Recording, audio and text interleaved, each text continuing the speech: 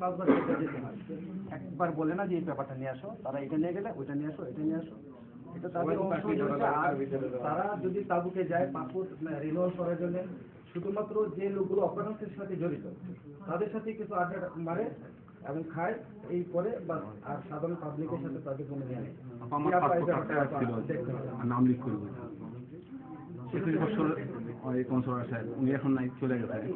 তো এখন ঘটনা হচ্ছে, সবচেয়ে বড় কথা হচ্ছে প্লিজ আমাদের জন্য একটু আমার যেটা কথা, যে আমাদের যে নাগাল কফালার ব্যাপারটা আছে এটা একটু এবং বিচার ব্যাপার এবং ড্রাইভিং যে বিচার ব্যাপার ওইটা করবেন। আর আপার একটা কথা বলতে চাই, আমার বলা হচ্ছে বাংলাদেশ প্রতিনিধি হিসেবে আসছে যে আমাদের যে রোড ট্রাফিক অ্যাক্সিডেন্ট আরটিএ যেটা হচ্ছে না, সেটার জন্য মনে করেন একটা লোক অ্যাক্সিডেন্ট তো জানা শুনে করে না, সেই অ্যাক্সিডেন্টটা একটা রিপোর্ট আসছে 10 থেকে 15,000 টাকা তার বিল দিতে হবে। তো একটা সাধারণ 300 টাকার বেতনের লেবার 15,000 টাকা কই পাবে? এই ডাক্তারের যে খরচটা, মেডিকেল ট্রিটমেন্টটা, সেটা বিশেষ করে বাংলাদেশের উপরে এটা বেশি রকম। আমি যারা আসেন তারাই না আসেন সাইডে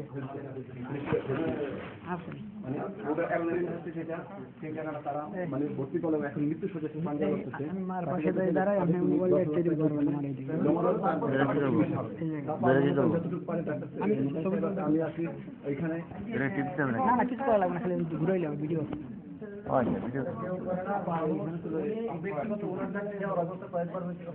কয়েকবার ওয়ার্নিং পাইছে উনি করতে যায়, আমাদের হেল্প করে অনেকবার ওয়ার্নিং পাইছে। আর আমরা ব্যক্তিগতভাবে আমার চাকরি যাচ্ছে আমাদের কাছে কেউ আসলে আমরা তখন ওনার কাছে পাঠাই বলে দিতে নিজের লোক এটা দেখেন, উনি তখন ওই ওয়ার্নিং পান। 2 নম্বর হচ্ছে আপনার যুদ্ধ অপরাধীদের বিচারটা খুব মানে আঙ্গুল বল না না করতে গেলাম সেটা কিছু করতে পারলাম না। আমি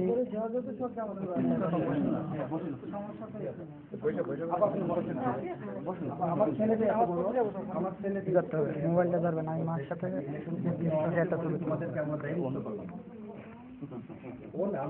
হাতটা আর ঘুরেই রাখবেন, খালি বাস হাতে ধরে রাখবেন। কেন বলে যে তোমরা যুদ্ধ অপরাধের বিচারের ব্যাপারটা এতদিন করতে পারো না, আমরা করলাম। এই জায়গায় দাঁড়াই ছবিটা ওখানে ধরে রাখবেন। আমাদের এরপর আমি এখানে আমি তো আছে আপা আসি তাহলে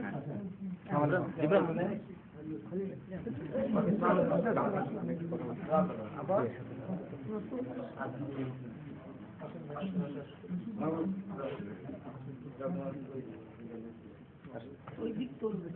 আসলে খুলবে কই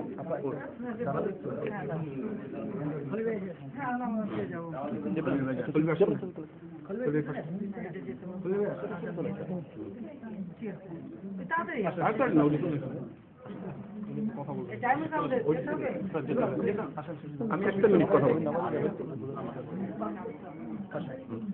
ঠিক আছে আপনাদের